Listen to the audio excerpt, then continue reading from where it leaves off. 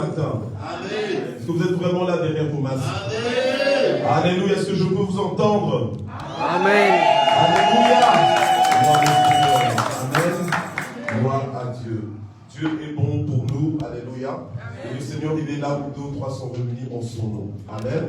Voilà, ceux qui nous suivent sur Internet, nous vous saluons dans le nom puissant de Jésus. Mais je m'adresse spécialement à ceux qui sont en présentiel. Alléluia, amen. Parce que je crois que ce matin, nous avons réellement rendez-vous avec Dieu, avec le Saint-Esprit. Alléluia, amen. Et je voudrais, avant de présenter notre orateur de ce jour, je voudrais reconnaître aussi parmi nous la présence de serviteurs de Dieu. Alléluia, amen. C'est extraordinaire quand dans une église, il y a plusieurs ministères qui sont réunis, qui se retrouvent, alléluia, amen, pour une réunion dans la présence de Dieu. C'est que Dieu est en train de faire quelque chose d'extraordinaire et de spécial. Alléluia. Donc là où tu es, sois prêt. Amen. Là où tu es, sois prêt, là où tu es, et un cœur ouvert, parce que Dieu va te visiter, Dieu va te localiser, Dieu va te faire du bien. Alléluia. Dieu va te surprendre. Amen. Nous avons parmi nous aujourd'hui, nous avons peut-être qu'il n'est plus à présenter, mais bon, on le présente quand même. Nous avons pasteur Julia. Amen. Pasteur Julia qui nous vient de Dieu. Elle est là, parmi nous. Amen. Le démon, c'est vraiment une femme de Dieu. Alléluia. Elle a un grand cœur pour Dieu, elle a un grand cœur pour le peuple de Dieu. Et elle a entendu qu'aujourd'hui nous allons recevoir l'apôtre Jérémie le Potier. Donc elle a dit, je dois être là, et elle est là. Alléluia. Gloire au Seigneur. Et nous avons aussi parmi nous le prophète Christ Oyong, qui n'est plus non plus à présenter. Alléluia. Il est là aussi parmi nous ce matin. Amen. Gloire au Seigneur. Alors, une grâce aussi de la voir. Amen. C'est une grâce aussi de l'avoir parce qu'il aurait pu ne pas être là. Amen. Mais il est venu. Et d'ailleurs, l'apôtre Jérémie Le Potier, en fait, c'est lui qui me l'a présenté. Alléluia. C'est vraiment son ami. C'est lui qui me l'a présenté. Et le prophète Christ, il a son église à Paris, n'est-ce pas? Donc il aurait pu être à son église. Mais il a choisi d'être là parmi nous aujourd'hui. Amen. Nous sommes aussi honorés de ta présence. Au nom de Dieu bénisse. Amen. Gloire au Seigneur. Alors, je peux présenter l'apôtre Jérémie Le Potier. Je vais le présenter un petit peu, mais je pense que je vais quand même laisser la parole au prophète Christ de vraiment le présenter. Ok, de présenter. Alléluia. Amen. Donc je vais laisser la parole au prophète Christ de vraiment le présenter. Mais ce que je peux vous dire, c'est que c'est un homme de Dieu, très souriant derrière son masque d'ailleurs. Amen, très souriant. Il est d'origine angolaise et il exerce le ministère en fait au Brésil principalement. Amen. Et c'est un homme de Dieu que Dieu utilise puissamment. Il va commencer le ministère d'apôtre. C'est aussi un chantre, je l'ai vu à l'œuvre. Nous avons entendu chanter. Il chante bien aussi. Je crois que c'est un homme de Dieu que Dieu utilise puissamment. Et donc, ne vous étonnez pas que le Seigneur l'utilise puissamment aussi au milieu de nous. Alléluia. Amen. Amen. Je vous dis toujours que Dieu aime l'Église parole de vie. Amen. De façon spéciale. C'est ça que Dieu nous envoie toujours des hommes de Dieu avec une onction particulière. Alléluia. Amen. Amen. Et je crois que l'onction qui est dans la vie de l'apôtre Jérémie Le Potier ce matin, alléluia, c'est l'onction dont nous avons besoin pour de tels moments. Alléluia. Amen. Amen. Amen. Est-ce qu'il y a quelqu'un ici aujourd'hui? Amen. Alléluia. Quand je vois votre attitude, c'est bon, pasteur, laisse-le parler, laisse-le parler. Gloire au Seigneur. Donc, sans plus tarder, donc, je vais appeler d'abord le prophète Christ pour le présenter en quelques mots. Amen. Voilà, pour présenter l'apôtre Jérémie Le Potier mieux que ce que moi j'ai pu faire. Alléluia. Amen. Il va nous le présenter. En plus, après, on va pouvoir écouter l'apôtre. L'apôtre va prêcher. Ensuite, il va prier aussi pour tout ce dont, tous les besoins. Amen. Amen. Ceux qui ont besoin de prière. Alléluia. Amen. Est-ce qu'on est prêts ce matin? Amen. Amen.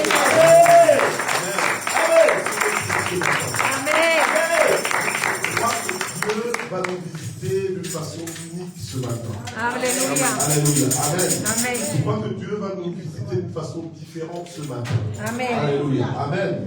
Si l'apôtre Jérémie Le Potier est exactement comme moi, ce serait inutile que Dieu l'envoie ici. Alléluia. Amen. Mais Dieu l'envoie comme un instrument aiguisé pour les besoins, alléluia, que Dieu a vu dans son église. Amen. Donc si tu es là, sois réceptif. Amen. Et même toi qui es en distanciel, sois réceptif. Alléluia. Amen. Parce qu'avec Dieu, la distance n'est pas une barrière. Amen. Amen. Gloire à Dieu.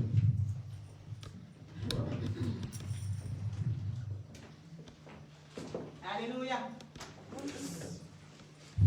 Est-ce que tu peux acclamer, acclame,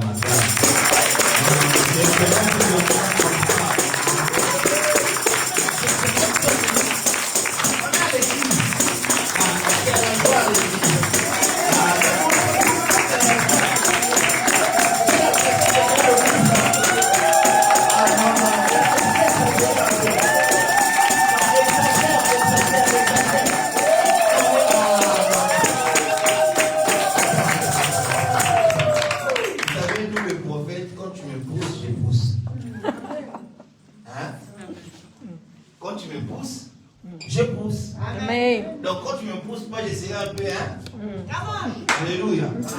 Ah, venez là, non? Quand tu pousses, on pousse. Est-ce que tu peux acclamer? J'ai dit acclame. Est-ce que tu peux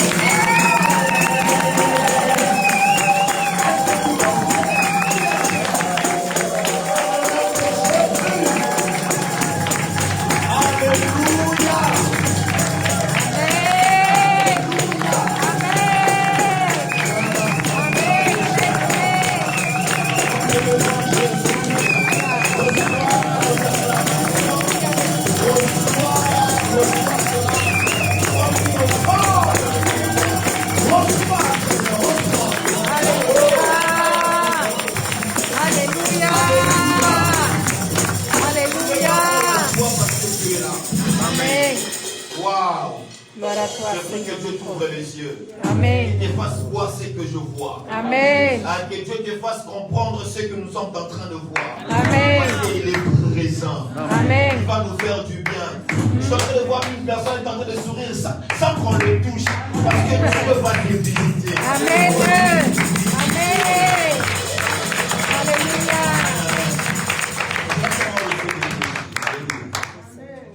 Avant de présenter l'apôtre, je vais d'abord présenter deux personnes que nous sommes venus avec. Nous ne sommes pas venus seuls. Alléluia. Amen. On est venu avec l'évangéliste Éridique, un homme de Dieu que Dieu utilise aussi puissant. Est-ce qu'on peut acclamer cela pour sa vie?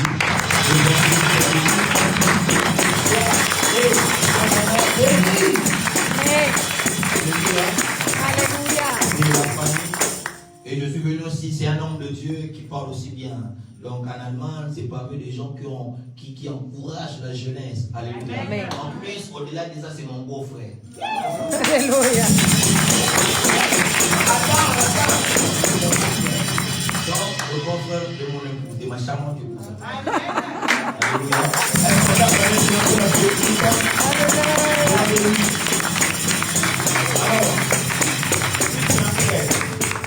Alléluia. Voilà, lève le masque, on va voir ton sourire là. Tu souris bien ici. Alléluia. C'est un homme de Dieu qui parle bien. L'apôtre Jérémie Le Potier. Donc il nous vient, bon, il est d'origine angolaise comme on vient de nous présenter. Mais là, maintenant, il a changé, il est maintenant brésilien. Il est brésilien. Donc il exerce son ministère au Brésil comme son excellence l'apôtre vient nous présenter. Et c'est un homme de Dieu que Dieu utilise puissamment, très puissamment. Et bon, je vais dire ça même. L'année prochaine déjà, on va chanter. Amen. Ton mariage.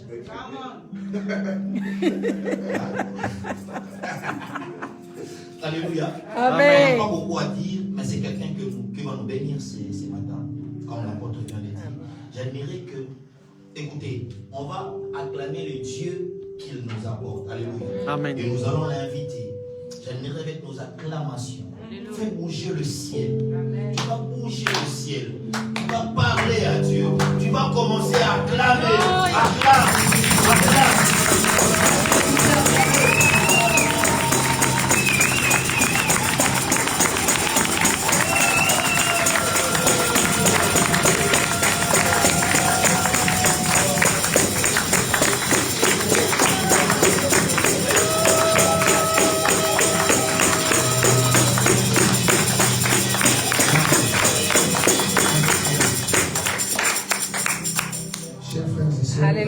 recevez nos salutations en Jésus-Christ. Amen. Amen. Je vous confesse quelque chose. Au fait, j'ai passé toute ma vie prêchant en portugais. J'aimerais confesser cela et j'aimerais vous demander d'être un peu tolérant avec moi. Vous comprenez? Il y aura quand même quelques ratés, mais comprenez, le message va passer. Amen.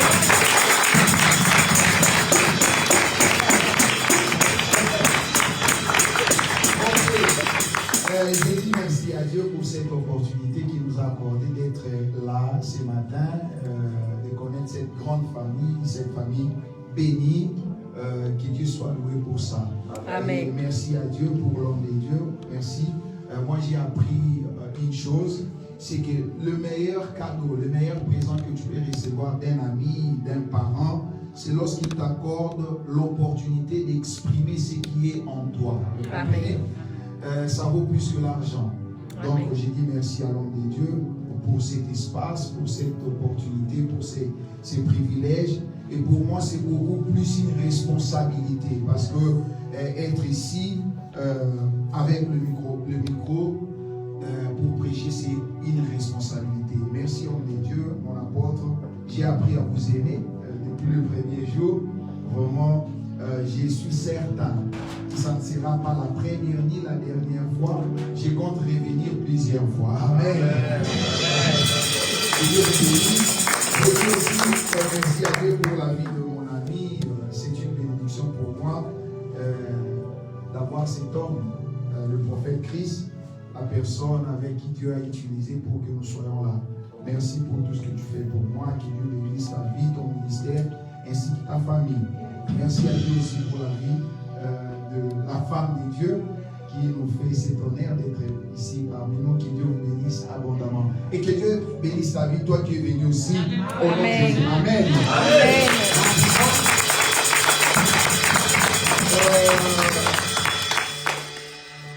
Je venais d'être suffisamment présenté.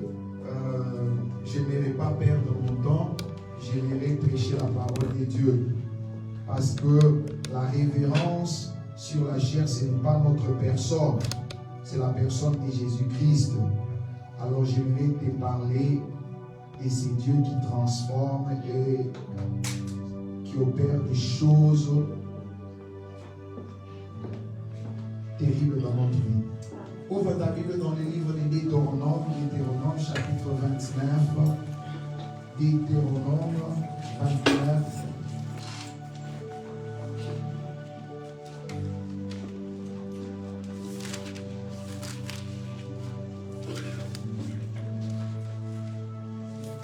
Verset 4 et le verset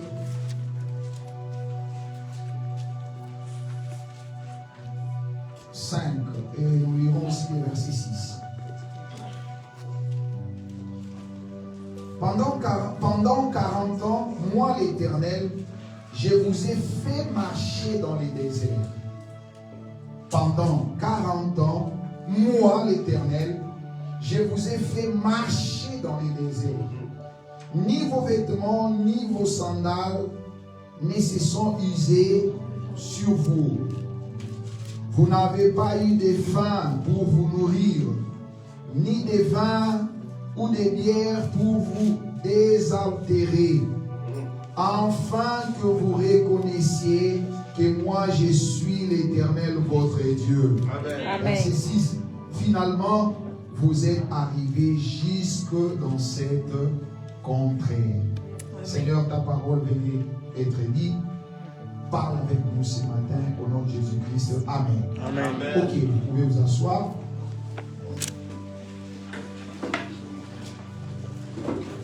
La marche dans les déserts, c'est le thème que Dieu a mis dans notre cœur pour partager avec son Église ce matin. J'aimerais avant toute chose vous présenter quelques caractéristiques du désert, afin que nous ayons une idée, afin que nous ayons une vision panoramique sur les déserts. C'est quoi en fait les déserts? Les déserts, c'est un environnement sec. Les déserts, c'est un environnement là où les températures sont extrêmement élevées. La nuit, quand vous êtes dans les déserts, il fait très, très, très froid. Et les jours, il fait très, très chaud. Les déserts, c'est un lieu à ciel ouvert. Dans les déserts, difficilement vous pouvez trouver des secours. Dans les déserts, c'est très facile qu'on vous retrouve et qu'on vous attaque. Retenez tous ces petits détails. Les déserts, premièrement, c'est un lieu sec parce qu'il ne pleut pas, souvent. Et dans les déserts, les températures sont extrêmement élevées. Les déserts, c'est un environnement, un lieu à ciel ouvert. Dans les déserts, c'est souvent difficile de retrouver quelqu'un, de retrouver un abri. Et dans les déserts, facilement vous pouvez être attaqué et facilement on peut vous retrouver. La première des choses, vous serez d'accord avec moi que les enfants d'Israël n'ont pas marché dans les déserts parce qu'ils voulaient marcher dans les déserts. Les enfants d'Israël ont marché dans les déserts non par manque d'options. Les enfants d'Israël se sont retrouvés dans les déserts non pas à cause des décisions précipitées. Les enfants d'Israël se sont retrouvés dans les déserts non pas parce qu'ils avaient désiré les déserts. Non pas parce qu'ils avaient trouvé que le désert c'était un environnement meilleur. Mais en lisant les textes, il y a quelque chose que j'ai remarqué. C'est que les Israélites ont marché dans les déserts parce que quelqu'un les a fait marcher dans les déserts. Je ne sais pas si quelqu'un comprend. Amen. Les enfants d'Israël ont fait la marche dans les déserts parce que Dieu lui-même, j'ai beaucoup aimé la version de cette Bible. Le Seigneur dit 40 ans, moi l'Éternel. Ce n'est pas un démon, ce n'est pas les diables, ce n'est pas ton oncle, ce n'est pas toi non plus, mais moi l'Éternel, moi-même, moi, je t'ai fait marcher dans les déserts. Alléluia. Écoutez, enlevons dans notre texte cet équivoque. Tout désert ne vient pas du diable. Je répète, tout désert ne vient pas du diable. Amen. Nous avons cette habitude de croire et de penser que tout vient du diable. La fois dernière, j'avais prêché dans une église, j'ai dit, il y a des moments où le diable reste bouche bée. Je ne sais pas si c'est comme ça que vous... Bouche bée. Quand nous passons tout notre temps en train de l'accuser, tout c'est le diable, éternel. Regarde, c'est le diable. Moi, je n'ai rien fait, Seigneur. Vous voyez, nous pensons que tout dans notre vie, c'est le diable. Nous pensons que tout désert vient du diable. Nous pensons que ce n'est que le diable qui peut nous faire marcher dans le désert. Et même à la preuve, c'est ici. C'est Dieu qui a fait marcher les peuples dans les déserts. Alléluia. Je vais encore prouver cette vérité et confirmer cette vérité dans le Nouveau Testament. Tu peux lire dans ta Bible, Matthieu chapitre 5, 4 et Luc chapitre 4. La Bible dit Jésus, rempli du Saint-Esprit, fut conduit dans les déserts. Ce n'est pas le diable qui a conduit Jésus dans les déserts. C'est Dieu par le Saint-Esprit l'a conduit dans les déserts. Alléluia. Vous comprenez? Amen. Tout désert ne vient pas du diable. C'était Dieu qui avait amené Ézéchiel jusqu'à la vallée. Et c'était Dieu qui avait laissé Ézéchiel à la vallée. Donc, enlevons un peu cet équivoque. Dieu peut nous faire marcher dans les déserts. Amen. Dieu peut nous faire marcher dans les déserts. Alléluia. Vous savez, contrairement avec David et Élie. Si vous lisez dans 1 Samuel chapitre 23, 14 à 15, David, lorsqu'il a remarqué que son intégrité physique était menacée, lui-même s'est décidé à fuir, entrer dans le désert. Lui, il a décidé. Élie aussi la même chose. 1 Roi chapitre 19, 1 à 4. Quand il a remarqué que son intégrité physique était menacée, il se décida à se réfugier dans le désert. Donc il y a des moments où nous décidons à entrer dans le désert. Il y a des moments où le diable peut te conduire dans le désert. Il y a des moments aussi Dieu lui-même peut te conduire dans le désert. Alléluia. Donc ça c'est la première vérité. Mets ça dans ta tête. Il y a des moments où je marche dans le désert. Ce n'est pas parce que je veux. Ce n'est pas parce que le diable me fait marcher dans le désert. Mais c'est parce que Dieu lui-même veut que je marche dans le désert. Alléluia. Est-ce que quelqu'un peut dire Amen? Amen. Ça c'est la première vérité. Et remarquez ce que la Bible dit. Pendant 40 ans, moi l'Éternel, nous avons la durée de la marche. 40 ans. 40 ans c'est beaucoup. Parmi nous, il y a des gens qui ont 30, 35, 25, 38, 40 aussi. Écoutez, 40 ans c'est toute une vie. C'est beaucoup de choses. Mais quelle est la vérité ici? Si tu ne dis pas Amen après la déclaration que je vais faire maintenant là, je ne sais pas quoi dire. Écoutez, Dieu a fait marcher les peuples pendant 40 ans dans le désert. Qu'est-ce que Dieu veut nous faire enseigner ici?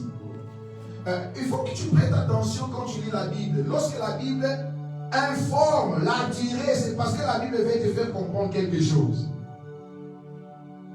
Quelle est la vérité ici? C'est que la marche dans les déserts peut durer beaucoup d'années, mais elle ne sera jamais éternelle. Amen. Oh, je répète encore. La marche dans les déserts peut durer beaucoup d'années, mais elle ne sera jamais éternelle. Amen. Un jour tu sortiras de ces déserts. Un jour tu arriveras au Canaan. Un jour tu arriveras à la terre promise. Crois en cela. Ne laisse personne, alors personne, te faire croire que tu passeras toute ta vie dans les déserts. Écoutez, le verset 6, écoutez ce que Dieu va dire. Finalement, vous êtes arrivés jusque dans cette contrée. Oh, finalement, après avoir passé 40 ans, finalement, vous êtes arrivés. Amen. Et je vais même te dire, un jour tu diras, finalement, je suis arrivé. Un jour tu diras, finalement, je suis sorti de ce désert. Alléluia. Regarde celui qui est à tes côtés, dis-lui, un jour tu diras, finalement, je suis arrivé. Un jour, finalement, je suis arrivé. Amen. Parce qu'il y a des gens qui viennent cherchant à te faire croire que tu vas mourir dans le désert, tu vas passer toute ta vie dans le désert. Écoutez, la marche dans le désert peut durer beaucoup d'années, mais elle ne sera jamais éternelle. Tu sais pourquoi elle ne sera jamais éternelle? Parce que la Bible dit tout passera. Quand la Bible dit tout, c'est tout. Vous comprenez? Quand la Bible dit tout, ça va passer. Et un jour, tu sortiras de ces déserts. Un jour, tu vas dire finalement, je suis arrivé. Alléluia. Ça, c'est la deuxième vérité. La troisième vérité, Dieu dit, je vous ai fait marcher dans les déserts. Remarquez avec moi que Dieu n'a pas fait habiter le peuple dans les déserts. Je vous ai fait marcher et non je vous ai fait habiter les déserts. Alléluia. Qu'est-ce que Dieu veut nous faire comprendre? Les déserts n'est pas un lieu d'habitation. Les déserts, c'est un lieu de passage. Amen. Wow. Je répète, Merci, les Seigneur. déserts, ce n'est pas un lieu d'habitation. Les déserts, c'est un lieu de passage. Amen. Je ne sais pas s'il y a quelqu'un qui est en train de marcher dans les déserts. Dieu m'a amené ce matin comme prophète pour te dire, tu es en passage. Amen. Amen. Dieu simplement t'a fait marcher pas fait habiter les déserts. Amen. Tu ne vas pas habiter les déserts. Alléluia. Et comme Dieu fait toutes choses pour un but, alors nous allons comprendre pourquoi Dieu a fait marcher les peuples dans les déserts. La réponse se trouve dans le texte. Écoutez ce que la Bible va nous dire. Pendant 40 ans, moi l'Éternel, je vous ai fait marcher dans les déserts. Ni vos vêtements, ni vos sandales ne se sont usés sur vous. Vous n'avez pas eu de pain pour vous nourrir, ni de vin ou de bière pour vous désaltérer. Afin que vous reconnaissiez que moi je suis l'Éternel, votre Dieu. Amen. Si tu demandais à Dieu, mais Seigneur, pourquoi tu as fait marcher ton peuple dans les déserts? La réponse, c'est celle-ci. J'ai fait marcher mon peuple dans le désert afin que ces peuples apprennent à reconnaître que moi je suis l'Éternel, leur Dieu. Amen. Dieu t'a amené dans les déserts, c'est pour que tu apprennes à reconnaître ce que lui, il est. C'est pour Amen. que tu apprennes à reconnaître ce qu'il fait. Amen. Écoutez, dans la version portugaise, on dit ceci. Je vous ai fait marcher 40 ans dans les déserts, afin que vous appreniez ma puissance, afin que vous appreniez que je suis un Dieu qui prend soin de vous. Amen. Dieu Alléluia. voulait faire comprendre au peuple que moi je ne prends pas soin de vous que lorsque vous êtes en Égypte ou lorsque vous allez arriver en terre promise, mais je prends soin de vous aussi, même quand vous êtes en train de marcher dans les déserts.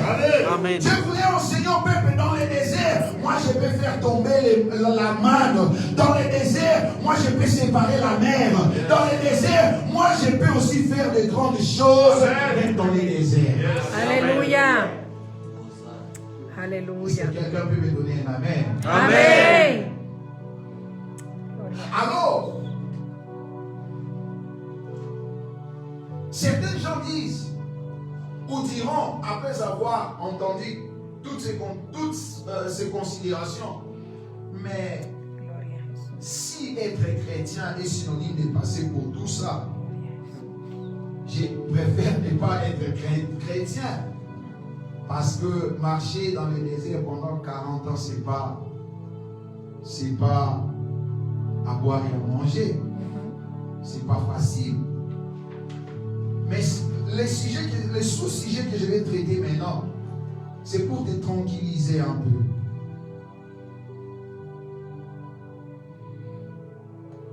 Parce que la véritable question, le vrai problème, ce n'est pas la marche dans le désert. C'est en fait la façon dont Dieu va se comporter pendant que toi tu es dans le désert. Est-ce que quelqu'un peut lui donner un amen? Amen. Amen. Alors nous allons voir. Parce que je venais de dire, la marche dans le désert, en fait, c'est pas ça le problème. C'est pas ça le problème. Le problème, c'est que la façon dont Dieu va se comporter. Écoutez, ouvre ta Bible. Exode 13, 17. J'aime toujours vérifier tout ce que je suis en train de dire, parce qu'en fait, ici, c'est pour dire des choses qui se trouvent dans la Bible. Quand 13, 17. Quand Pharaon il laissait partir le peuple d'Israël, Dieu ne les conduisit pas par la route du pays des Philistins, bien qu'il fît la plus directe, car il s'était dit, il devrait affronter des combats et pourrait regretter leur départ et retourner en Égypte. Il leur fit donc faire un détour par les chemins du désert. Vous voyez, c'est Dieu qui a mené le peuple. Du côté de la mer des roseaux, les Israélites quittèrent l'Égypte bien équipés. Regardez-moi. La première des choses quand c'est Dieu qui te fait marcher dans le désert, la première des choses, ce que je vais dire maintenant, c'est pour te tranquilliser. C'est que Dieu lui-même, mais je disais, c'est que Dieu lui-même, il ne va pas te laisser sans direction. Amen. Si c'est Dieu qui t'amène dans le désert, c'est Dieu lui-même qui va te conduire. Amen. C'est Dieu lui-même qui va te guider. Amen. C'est Dieu lui-même qui va t'orienter. Alléluia. C'est Dieu lui-même, il sera ton GPS. Amen. Il va t'orienter vers la direction dans le désert. C'est Dieu qui conduisait le peuple. C'est Dieu qui montrait au peuple, entrez par ici, n'entrez pas par ici, avancez, avancez. C'est Dieu lui-même qui conduisait le peuple. Alléluia. Non, je prophétise que Dieu te Amen. conduise dans le désert que tu es en train de passer. Amen. Je prophétise que Dieu te conduise dans le désert que tu es en train de passer. Dans le nom de Jésus-Christ. Amen. Dieu fait marcher le peuple dans le désert, mais il ne laisse pas le peuple sans direction. C'est lui-même qui se responsabilise. Je vous ai fait marcher dans le désert et je ne vous laisserai jamais sans direction. Je vais vous conduire. Je vais vous conduire. Alors, lorsque c'est Dieu qui prend la direction de notre vie dans la marche au désert, il exige 4 choses. Retenez ça. Quand c'est Dieu qui est le guide, quand c'est Dieu qui donne la direction, il exige 4 choses. La première des choses, remarquez avec moi, la Bible dit,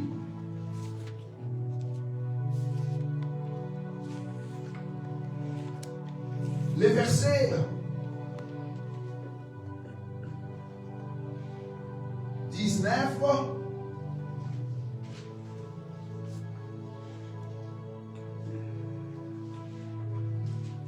nous allons lire le verset 19. Exode toujours, ouais. Ouais.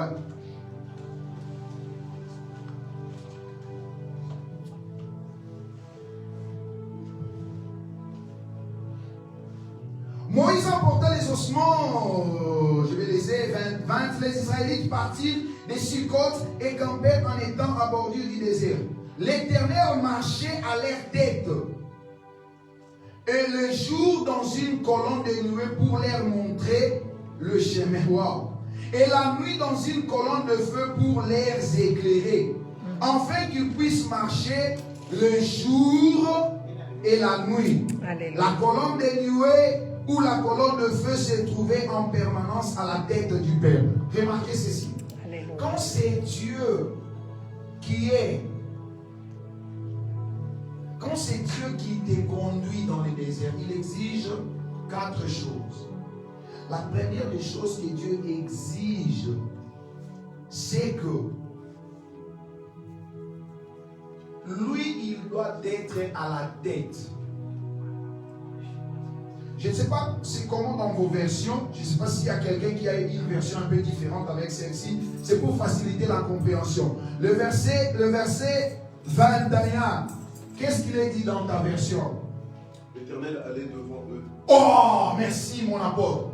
L'Éternel allait devant. Alléluia. Je ne sais pas si vous comprenez. Amen. Quand c'est Dieu qui conduit dans le désert, il exige que tu restes derrière lui. Alléluia. Que tu lui laisses la première place. Amen. Parce que c'est lui qui est en train de guider, c'est lui qui est en train de te conduire, Amen. et t'orienter.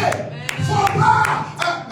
Il y a des chrétiens qui perdent la direction dans le désert simplement parce qu'ils veulent être devant.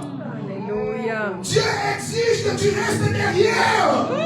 Si tu ne peux pas perdre la marche, si tu ne peux pas perdre la direction, reste derrière.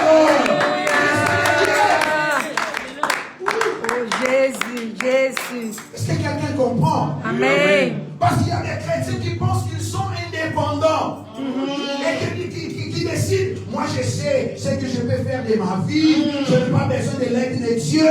Je sais. Écoutez, les choses ne fonctionnent pas toujours. Parce que toi, tu connais les mécanismes pour les faire fonctionner. Aïe, aïe, aïe, aïe, aïe. Comment? Est-ce que quelqu'un comprend? Amen. Nous dépendons de Dieu. Amen. Regarde un peu celui qui est à tes côtés. Gentiment, dis-lui. Tu sais, tu ne fais pas perdre la direction. Laisse l'Éternel devant. Laisse l'Éternel. Quédate detrás de Dios. No quiere perder la dirección, deja a Dios adelante. Mais frère, parce que dans le désert, il n'y a pas de point de repère. Il n'y a pas de panneau qui signalise qu'ici, pour prendre gauche ou droite, il n'y a pas de panneau.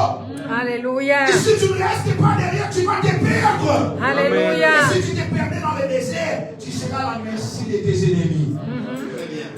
Est-ce que vous comprenez? Amen. Et il y a une chose de très importante ici. C'est que quand c'est Dieu qui te conduit, j'aime ça. Il ne te laissera jamais prendre un chemin de Philistin. Vous voyez? Je vais lire ça. Je vais lire ça. Quand les pharaons, il laissait partir le peuple, Dieu ne les conduisit pas par la route du pays des Philistins. Dieu n'a pas amené le peuple par la route du pays du Philistin, bien que c'était un raccourci. Dieu n'a pas amené le peuple parce que les Philistins se trouvaient dans ces chemins. Et les enfants de Dieu n'avaient pas l'art de la guerre, n'avaient pas une structure émotionnelle pour faire face à cette situation. Écoutez, je vais te dire une chose. Dieu ne te fera jamais passer par une situation que lui-même il est conscient que toi tu n'es pas préparé pour.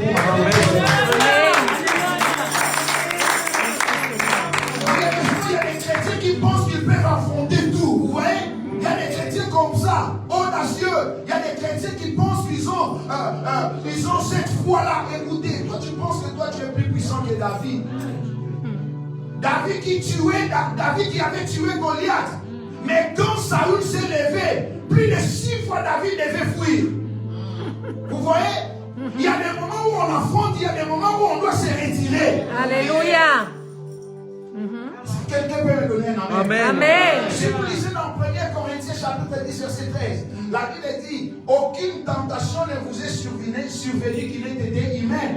Dieu ne permettra pas que vous soyez tentés au-delà de vos forces. Alléluia. Est-ce que quelqu'un comprend ça? Alléluia. Si Dieu ne permet pas que tu sois tenté au-delà de tes forces, pourquoi toi tu veux affronter des combats qui sont au-delà de tes forces? Alléluia. De tes forces. Alléluia. Non, j'ai pris que le Seigneur t'épargne du chemin des Philistins au nom de Jésus-Christ. Amen. Que le Seigneur t'épargne au nom de Jésus-Christ. Amen. Donc la première des choses, quand c'est Dieu qui est le conducteur, il exige, reste derrière. Et moi je vais aller devant. Vous voyez? Sinon tu vas perdre. Ça c'est la première des choses. La deuxième des choses. La deuxième des choses que Dieu exige, quand c'est lui qui est le conducteur, il exige que tu aies l'entendement et le discernement. Alléluia. Écoutez, si vous lisez dans Exode, je vais demander au pasteur, quelqu'un ici dans la salle peut m'aider. Toutes les fois que je vais citer un verset, tu peux ouvrir déjà, te préparer pour lire ça. Exode 40, 36 à 37. Nous allons comprendre cette vérité. C'est que quand c'est Dieu qui est le conducteur dans la marche du désert, il exige que tu aies l'entendement, le discernement. Alléluia. Et que tu sois attentif aussi. Amen. Remarquez, qu'est-ce qui est dit? Exode 40, 37 à 36 à 37.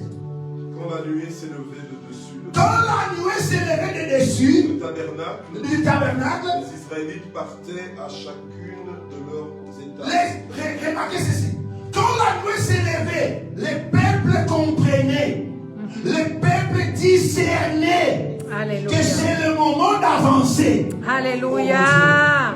Quand la nuée s'est levée, ils avaient l'entendement et le discernement. Ce peuple devait comprendre le mouvement de la nuée. Quand la nuée s'élève, le peuple comprend, c'est l'heure d'avancer. Aussi longtemps que la nuée ne s'est pas levée, le peuple comprenait, on ne peut pas sortir d'ici. Beaucoup des enfants de Dieu se perdent dans le désert par manque du discernement. Alléluia. Parce qu'ils ne parviennent pas à comprendre le mouvement de la nuée. Vous voyez, il arrive des fois dans la vie où tout indique que c'est le temps d'aller, c'est le temps de faire, c'est le temps de partir. Mais nous décidons parce qu'on est dans cette zone de confort. Non, je ne quitte pas. Je me sens bien ici. Ici, je me sens dans la sécurité. Mon frère, quand Dieu dit marche, il faut marcher. Amen. Alléluia. Est-ce que quelqu'un comprend? Amen. Il y a des moments où Dieu dit arrête et nous on veut marcher. On veut continuer. Tu vas te perdre dans le désert. Ici nous sommes dans le désert. Nous sommes dans le désert. Les peuples devaient être attentifs au pas. On doit regarder. La nuée s'est levée? Non, on reste ici. La nuée s'est levée et plier les bagages. On doit avancer. Parce que la nuée s'est levée. Et j'ai pris que le Seigneur te donne le discernement. Amen. Que tu apprennes à être attentif. Amen. Et Dieu nous parle à tout moment. Écoutez, Alléluia. la fois dernière, j'ai prêché dans une église, j'ai parlé sur la révélation. Vous voyez, les chrétiens aujourd'hui pensent que quand on parle de la révélation, c'est pendant qu'on est dans la prière, on voit des choses mystérieuses, les anges descendre et monter. Quand on parle de la révélation, les chrétiens pensent que c'est... Non, au fait, la définition simple de ces mots, révélation, c'est la découverte de quelque chose qui est caché. Amen. Révélation, c'est quand tu découvres les choses. Est-ce que quelqu'un comprend? Amen. Amen. Je vais vous conter une histoire au Brésil. Il y a une jeune sœur chrétienne qui était tombée amoureuse d'un jeune homme qui n'est pas chrétien. Parce que ça aussi le problème de nos sœurs d'aujourd'hui. Elle était tombée amoureuse d'un frère qui n'est pas chrétien. Et cette sœur, elle est avocate. Elle gagne beaucoup d'argent. Elle a des appartements. Elle a beaucoup de choses. Et alors, elle a invité les jeunes hommes pour habiter ensemble. Elle a acheté tout pour ses frères. Tout. Elle a acheté tout. Elle a acheté une voiture pour lui. Elle a acheté une motocyclette. Elle a acheté des terres. Tout ce que le jeune homme demandait, elle a acheté. Et je vous dis, il y a quelque chose. Plus de 7 fois. Elle a retrouvé des messages amoureux dans le téléphone du jeune homme. Plus de 7 fois.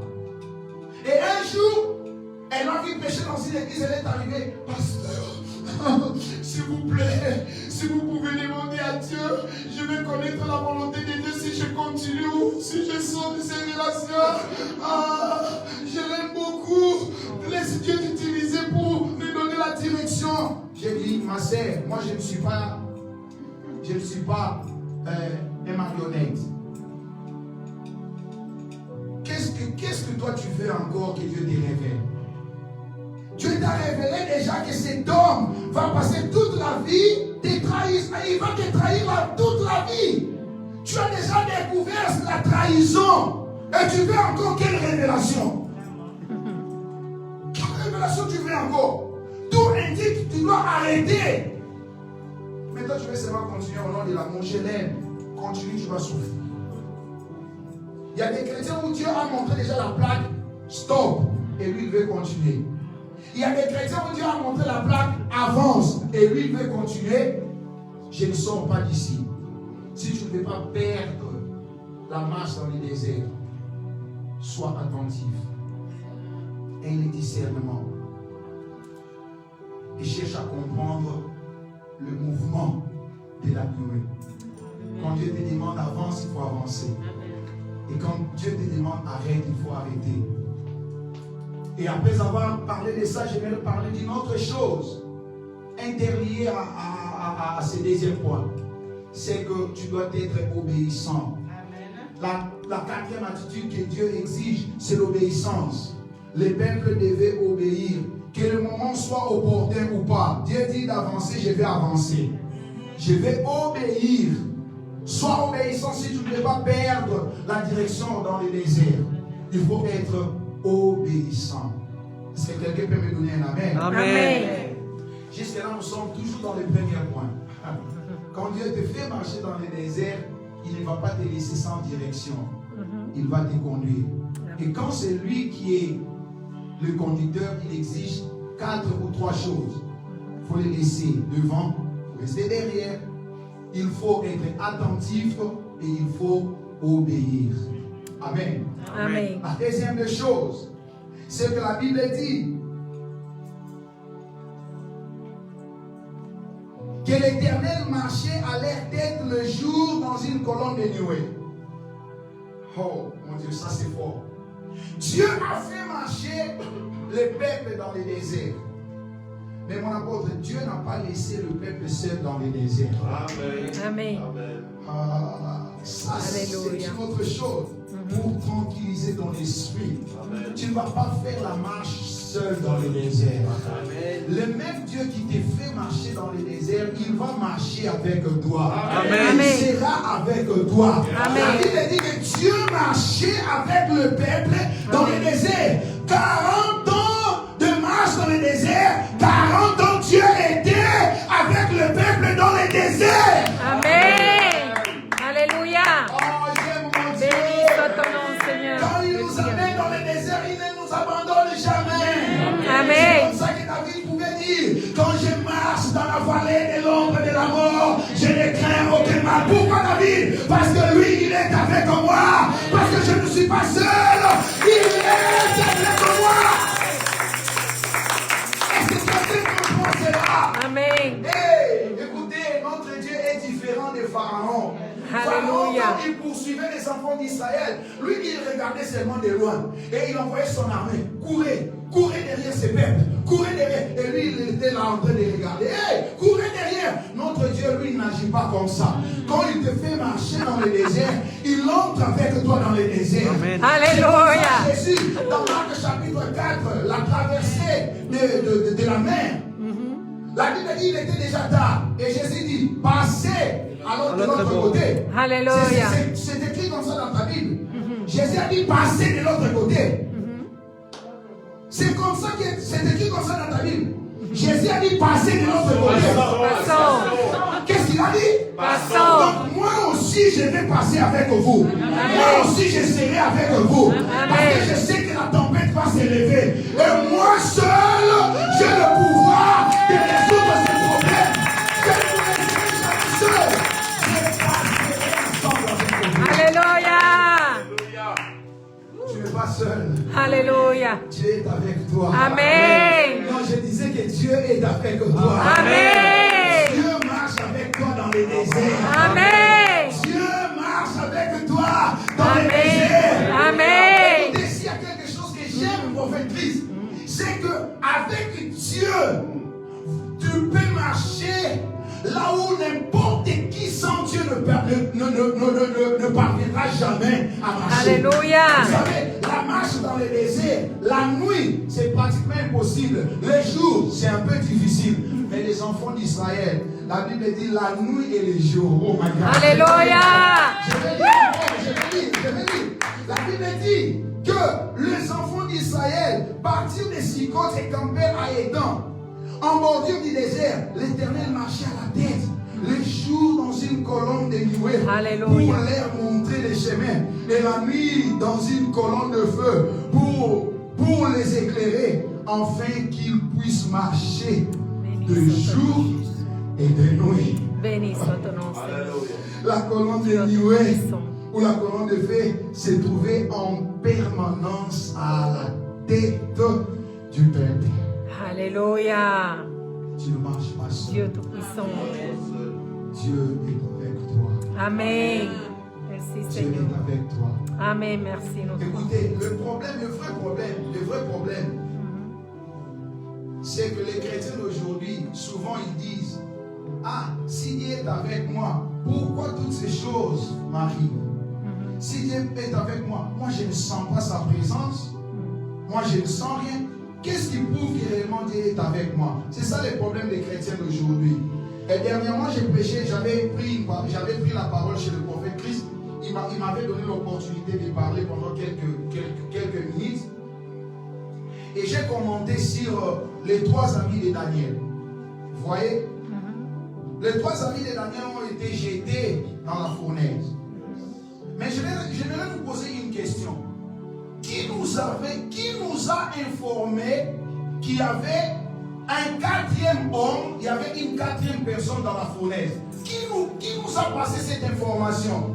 Ce sont les 3 amis de Daniel dans la fournaise ou c'est la personne qui s'est trouvée en dehors? Qui peut me donner cette réponse? Pas le prophète, parce que lui, comme j'ai déjà dit ça dans son église, il aura la réponse. Qui nous donne l'information? Qui nous informe qu'il y avait une 4e personne dans la fournaise? Hein? Merci mon apôtre. C'est la personne. C'est donc jusque-là il est encore vivant. Non, je comprends qu'il n'est pas seul. Je comprends qu'il y a un Dieu qui est avec lui. Il y a des moments où nous-mêmes on ne ressent pas la présence de Dieu à nos côtés. Il y a des moments où nous-mêmes on ne comprend pas. Mais les personnes qui nous regardent de loin, l'apôtre Michel, malgré ses multiples combats, il est encore en vie. Non, c'est parce que Dieu est avec lui. C'est ça. Dieu est avec toi. Dans le désert, tu n'es pas seul. Dieu est avec toi. Est-ce que quelqu'un peut me donner un amen? La 3e des choses, la première, nous avons dit, il ne va pas te laisser, il ne te laissera jamais sans direction. La 2e des choses, c'est qu'il sera avec toi. La 3e des choses, verset 19, 14 et 19, Exode 14 et 19. Écoutez ce que la Bible dit. L'ange de Dieu qui marchait en tête du camp d'Israël passa derrière eux. Et la colonne de nuée se déplaça également de devant eux pour aller se tenir sur leurs arrières. Elle vint se passer entre le camp des Égyptiens et celui d'Israël. D'un côté, elle était obscure et de l'autre côté, elle éclairait. Durant toute la nuit, aucun de deux camps ne s'approcha l'un de l'autre. Écoutez ce que je vais dire. Pendant leur marche dans le désert, lui qui allait devant, changer de position. Ça c'est très fort. La nuée changeait de position. La nuée passait derrière le peuple. La nuée s'est positionnée entre le peuple de Dieu et les Égyptiens.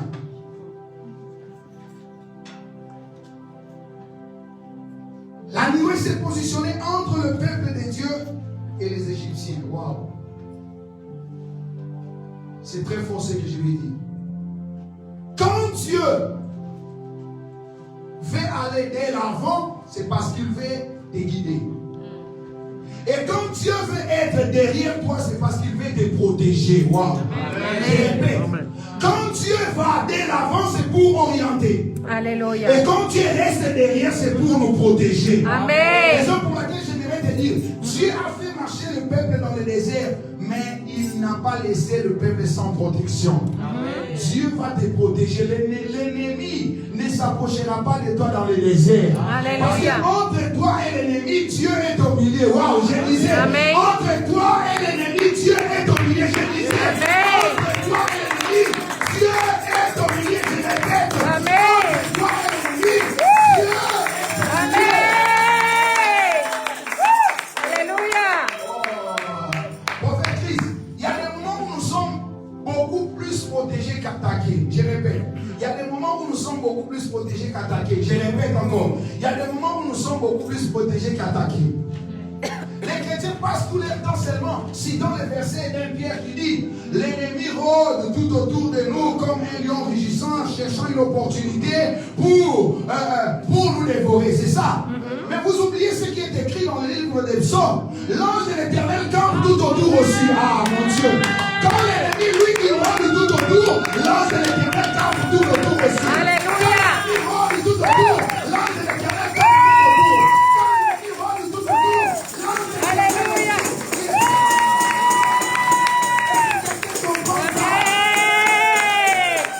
Alléluia. Si l'ennemi il est tout autour cherchant l'opportunité, l'ange de l'Éternel aussi il est tout autour.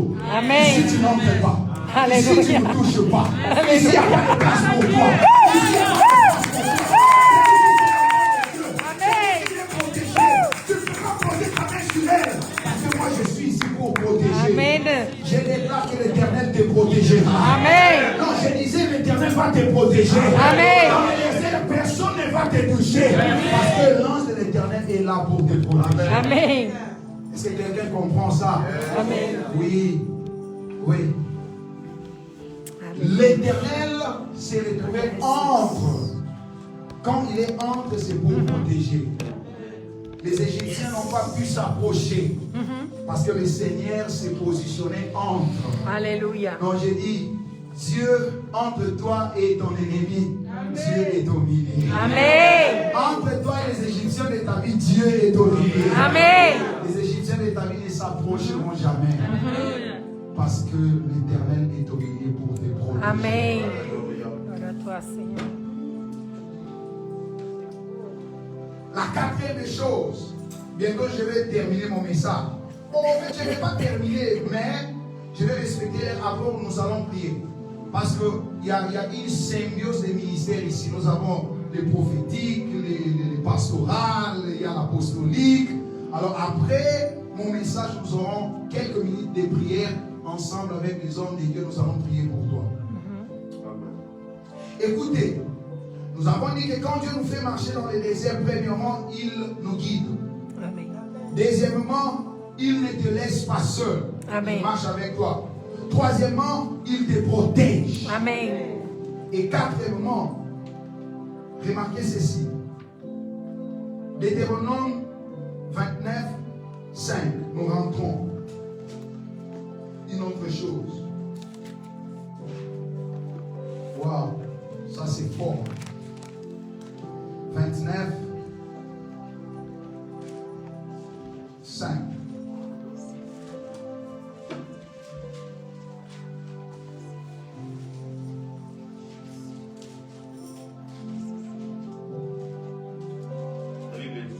Oui. Je te conduis pendant 40 ans dans le désert. Oui. Tes vêtements ne se sont point usés sur Écoutez, tes vêtements ne se sont pas. Où c'est? point usés sur toi. Oui. Et ton soulier ne s'est point usé de ton pied. Oui. Vous n'avez point mangé de pain. Et vous n'avez bu ni vin ni liqueur forte. Afin que vous conduisiez que je suis l'Éternel, votre Dieu. Écoutez, je ne sais pas si vous avez compris cela. Personne ne peut survivre s'il ne mange pas, s'il ne boit pas. Personne ne peut survivre s'il ne s'habille pas. Parce qu'au fait, je vais te révéler une chose. On ne s'habille pas seulement parce qu'on veut être élégant. Non. On s'habille en fait pour protéger notre corps. Amen. Vous savez ça? Amen. On ne s'habille pas d'abord pour être élégant. Non. On s'habille pour protéger notre corps. Amen. Donc je peux conclure que tu seras sans protection lorsque tu es sans habit. Mais écoutez ce que Dieu a dit. Vous n'avez pas eu besoin d'aller dans... Au Brésil, on appelle les shopping. En fait, là, vous m'amenez là, la galerie, là, quel est non, au Paris. Galerie ou Non, là où je... Quel est le nom de cette... Hein? Non, là où on avait acheté la chemise, là. Ah, Galerie Lafayette. Ok, merci. Galerie Lafayette. Écoutez ce que j'ai dit. Vous n'avez pas eu besoin d'aller à la Galerie Lafayette pour acheter des habits. Vous n'avez pas eu besoin d'aller dans les boutiques de Gucci et dans ces cabanes pour vous en procurer. Vous n'avez pas eu besoin de chercher chercher un pollo Armani, Versace. Vous n'avez pas eu besoin de ça. Parce que moi, j'ai pris soin de vous même dans le désert. Amen. Écoutez, Alléluia. moi, j'ai pris soin de vous. J'ai fait un miracle. De sorte que vos habits là. Ah, mon Dieu. Ah, mon Dieu. Ah, mon Dieu. Écoutez, quand je suis arrivé au Brésil, en 2015, j'étais très petit là. Il y a une publicité au Congo qui passe. Deux jeunes, des petits enfants comme ça. Un s'appelait Miodo et l'autre s'appelait Apitabodo. Miodo est très petit là, quand vous regardez Miodo, très petit, mince, hein, c'est ça, mince. Très petit. Quand je suis arrivé au Brésil, j'étais comme ça, très petit. Miodo. Mais 5 ans après, tous les habits que je vais amener à 2015, aujourd'hui, je n'utilise pas. Aujourd'hui, je suis devenu Apitabodo. Est-ce que quelqu'un comprend? Écoutez, si 5 ans seulement, je disais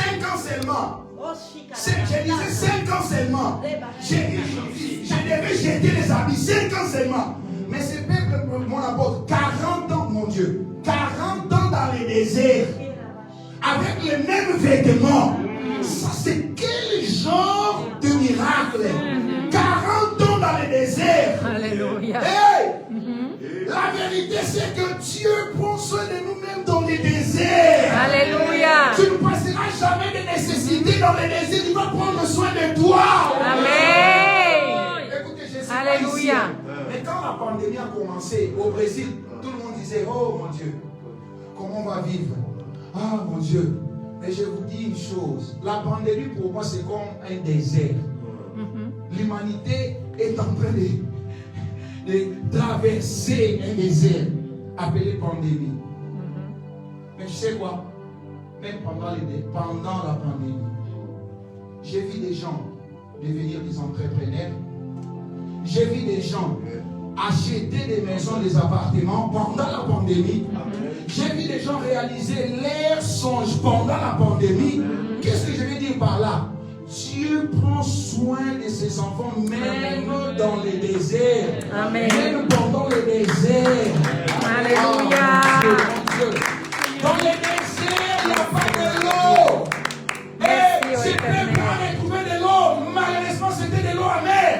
J'ai dit, moi je prends soin de vous même dans les déserts. Alléluia. Ce que je vais faire, cette eau, je vais transformer ça en eau potable.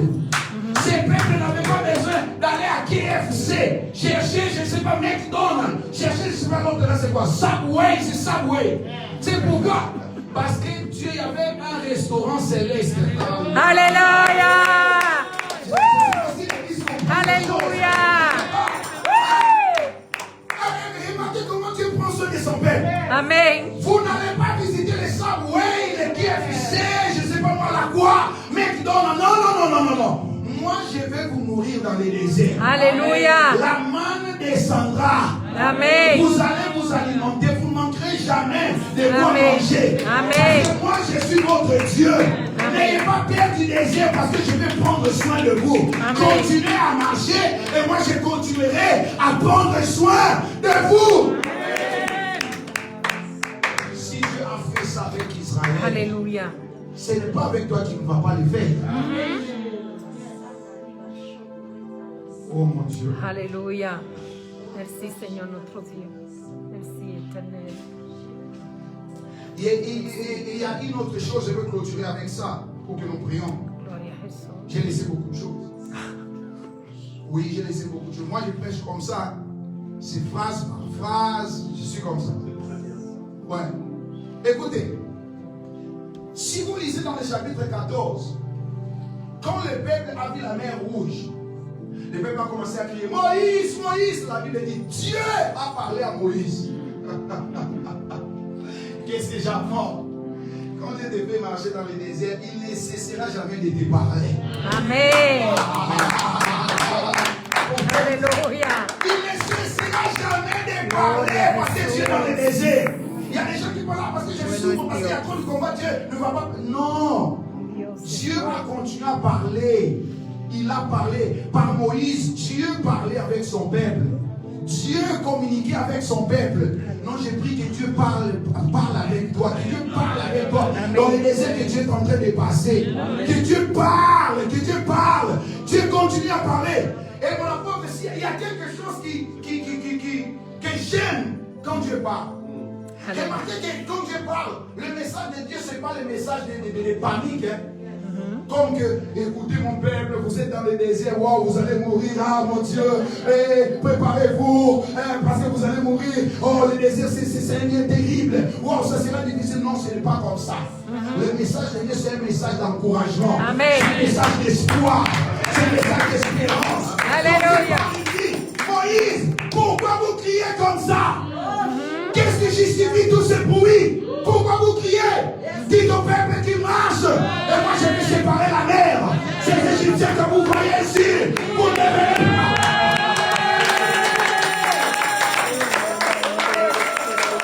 Il y a des gens qui viennent des messages de panique, des messages de désespérance. Mais Dieu, quand il parle dans le désert, il vient avec un message d'espoir. Il veut vous donner ma vie. Tu vas vaincre ces combats. Tu sortiras de cette situation. Ta vie, tout va changer. C'est la puissance pour changer. C'est la puissance pour ouvrir. C'est la puissance pour ouvrir. Alléluia.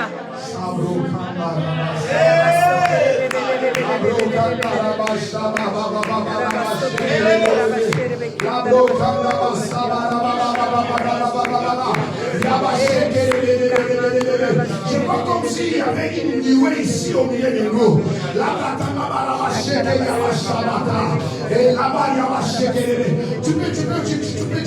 Tu peux augmenter le volume, parce que je sens. Tu peux augmenter un peu. Tiens-toi debout, Shabalaba. Élève tes mains, nous voulons prier.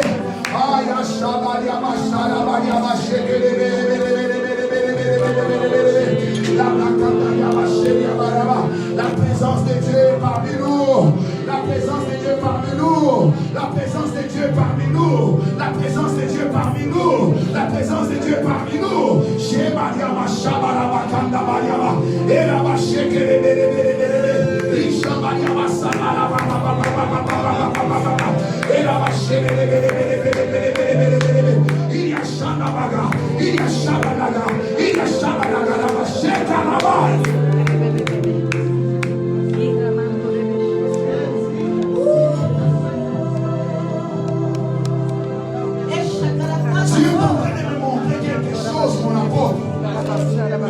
Difficilement comme ça, moi je n'ai pas la grâce prophétique comme mon ami le prophète. Je reconnais la grâce prophétique dans sa vie. Mais deux fois, quand Dieu me montre des choses, c'est parce que ce sont des choses sérieuses. Pendant que je suis en train de parler en langue, Dieu a ouvert mes yeux. J'ai eu une vision. Et dans ma vision, j'ai vu une plante tout petite là. C'était tout petite cette plante. Au milieu des grandes plantes. Sauf que cette plante donnait des fruits. Et le fruit devenait grand, plus grand même que la plante elle-même. Mon Dieu. Là-bas, j'ai demandé à Dieu, c'est quoi ça? J'ai demandé l'explication. J'ai dit, Seigneur, explique-moi au fait de cette vision. Je vais comprendre. Et Dieu me dira quelque chose. Dieu me dit que cette plante que tu es en train de voir, c'est le ministère de cet homme. C'est le ministère que je lui ai donné. Ça paraît être un ministère petit. Ça paraît être un ministère insignifiant. Non, c'est un ministère qui va donner naissance aux grandes personnes, aux grands serviteurs. Toi qui es dans ce ministère, qui est dans ce grand ministère, sois fidèle et continue au pied de l'homme de Dieu. Parce que de ce ministère, Dieu va élever des grandes femmes. De ce ministère, Dieu va élever des grands hommes. De ce ministère, Dieu va faire de grandes choses ici. Oh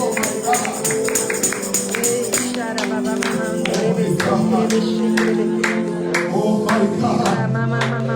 Oh my God. Oh my God.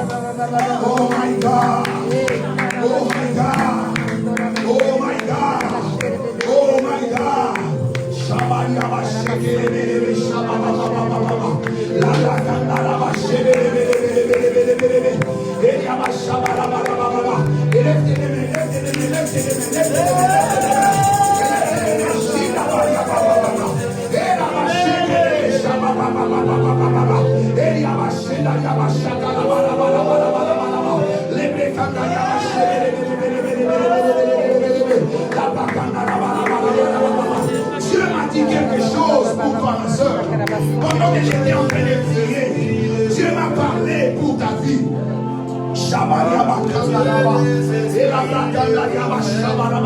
Pendant que j'étais en train de prier, Dieu m'a dit une chose. Dieu m'a dit, parle à ma fille que pendant longtemps, elle s'est battue seule. Il y a des fois où ses forces se sont épuisées. Mais Dieu m'a dit, dis à ma fille que cette fois-ci, elle ne va pas se battre seule. Parce que maintenant, moi-même, je vais m'en charger. Parce que moi-même, je vais m'en charger. Moi-même, je vais faire de ces combats les miens. Moi-même, je vais faire de ces luttes les miennes. Moi-même, je vais entrer ensemble avec elle. Je vais exercer ses mains dans les combats.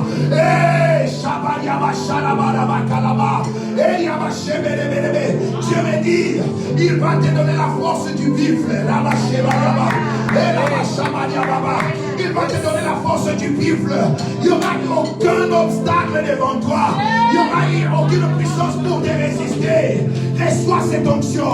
Reçois cette onction. Reçois cette onction. Reçois cette onction. Reçois cette onction. Reçois cette onction. In the Jesus name. In the Jesus name. In the Jesus